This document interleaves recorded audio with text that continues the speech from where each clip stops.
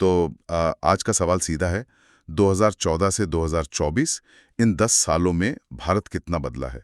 हमारे पास भारत विकास या भ्रम 2014-2024 नाम के एक विश्लेषण से कुछ जरूरी बातें हैं। इनके आधार पर हम इस दशक को समझने की कोशिश करेंगे। क्या वादे हकीकत बने? आम भारतीय की जिंदगी पर क्या असर पड़ा? चलिए इन्हीं पहलुओं की पड़ताल करते हैं। बिल्कुल। और हमारा इरादा सिर्फ आंकड़ों को दोहराना नहीं है, बल्कि ये समझना है कि इन बदलावों के मायने क्या हैं, जमीनी हकीकत क्या है, जैसा कि ये स्रोत हमें बता रहा है। विकास तो दिखता है, पर क्या चुनौतियां भी उतनी ही बड़ी हुई हैं? ये विकास और भ्रम के बीच की लकीर कहाँ है? हाँ, ये अहम सवाल है। शुरुआत करते हैं बुनियादी ढांचे से, इंफ्रास्ट्रक्चर से। आंकड़े देखें तो 2014 में राष्ट्रीय राजमार्ग करीब 96,000 किलोमीटर थे, हाँ, जो अब बढ़कर 1.45 लाख किलोमीटर से ज्यादा हो गए हैं।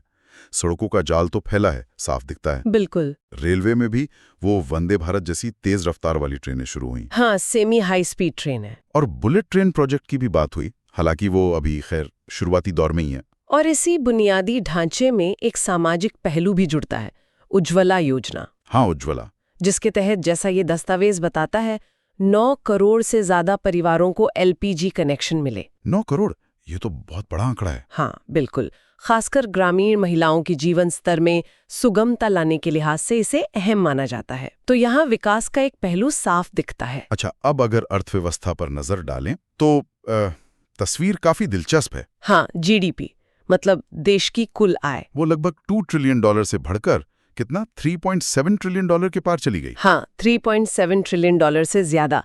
और भारत दुनिया की 5वीं सबसे बड़ी अर्थव्यवस्था बन गया। 5वीं सबसे बड़ी? सुनने में ये तो बहुत प्रभावशाली लगता है। हाँ, ये आंकड़े प्रभावशाली हैं, बिल्कुल। लेकिन यही वो भ्रम वाला सवाल भी उठता है, जिसका जिक्र स्रोत में है। अच्छा, क्या? बेरोजगारी। सीएमआई के आंकड़े देखें।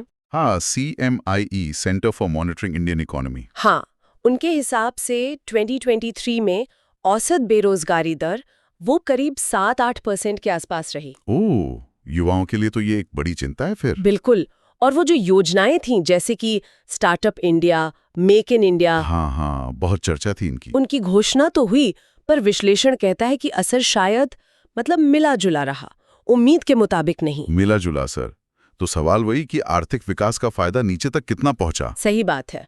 और ये सवाल कृषि क्षेत्र में और भी गहरा हो जाता है। हाँ, कृषि।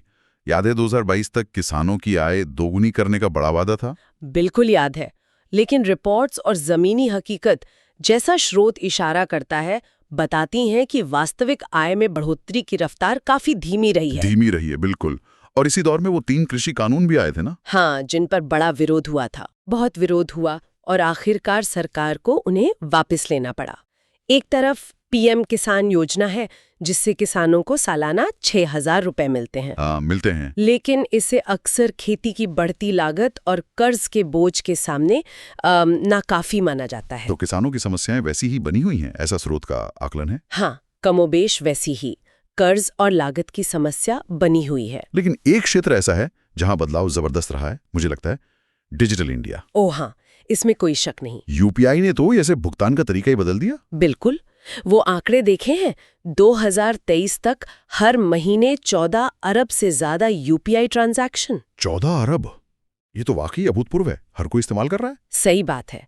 और सिर्फ यूपीआई नहीं, आधार, डिजी लॉकर, मोबाइल बैंकिंग, इन सब में सरकारी सेवाओं तक पहुंच को आसान बनाया है। हाँ, खासकर छोटे शहरों और गांव में। बिल्कुल। 4G कनेक्टिविटी का विस्तार और अब 5G का आना, ये दिखाता है कि टेक्नोलॉजी किस तरह आम जीवन का हिस्सा बन गई है। इससे पारदर्शिता बढ़ी है, सरकारी कामकाज में आसानी हुई है। हाँ, इसे स्रोत एक स्पष्ट विकास के तौर पर दिखता है। अच्छा, और वैश्विक मंच पर भारत की भूमिका क्या लगता है?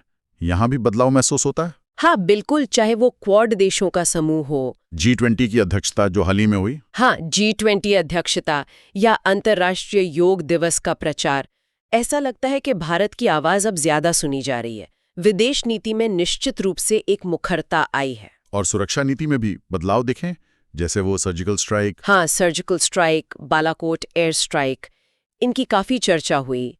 लेकिन जैसा कि ये स्रोत हमें याद दिलाता है, बड़ी तस्वीर देखें तो सीमा पर तनाव, खासकर चीन के साथ लद्दाख में। हाँ, वो एक बड़ी और लगातार बनी रहने वाली चुनौती है। तो यहाँ भी तस्वीर मिलीजुली है, बढ़ता कद पर साथ ही बढ़ती चुनौतियां। बिल्कुल। शिक्षा और स्वास्थ्य की बात कर लेते हैं थोड़ी। नई शिक्षा नीति आई, NEP 2020। हाँ, लाई गई, जिसका मकसद शिक्षा व्यवस्था में बड़े बदलाव करना है। पर जमीनी स्तर पर इसका असर दिखने में शायद अभी वक्त लगेगा। हाँ, बदलाव धीमे हैं, लेकिन ये अच्छी बात है कि देश में एम्स जैसे संस्थान और मेडिकल कॉलेजों की संख्या बढ़ी है। ये तो सकारात्मक है। हाँ, लेकिन साथ ही ये विश्लेषण ये भी बताता है कि कई राज्यों में स्वास्थ्य सेवाओं की गुणवत्ता और पहुंच वो अभी भी एक बड़ी चुनौती है, पिछड़ी हुई है। हाँ, ये भी सच है। हालांकि कोरोना महामारी के दौरान वो एक अहम बात थी। भारत में कोवैक्सीन और कोविशील्ड जैसी वैक्सीन का बनना। हाँ, और 100 करोड़ से ज्यादा डोज लगाना। बिल्कुल, ये देश की वैज्ञानिक और उत्पादन क्षमता का एक बड़ा प्रमाण था। इसे स्वास्थ्य क्षेत्र की एक महत्वपूर्ण उपलब्धि माना गया है। सही कहा। तो कुल मिलाकर इन 10 सालों का लेखा जोखा क्या है? क्या भारत ने तरक्की की? आंकड़े और कुछ योजनाएं देखें तो जवाब हाँ लगता है।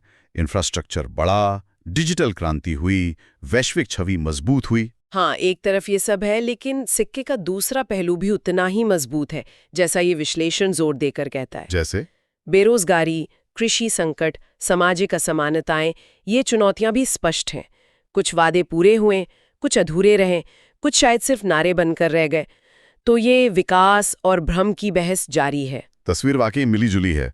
विकास हुआ, इसमें कोई शक नहीं। हाँ, पर इसकी दिशा, इसकी गति और इसका लाभ किस तक कितना पहुंचा, ये सवाल महत्वपूर्ण है। बिल्कुल। अंत में सोचने के लिए एक विचार छोड़ जाते हैं।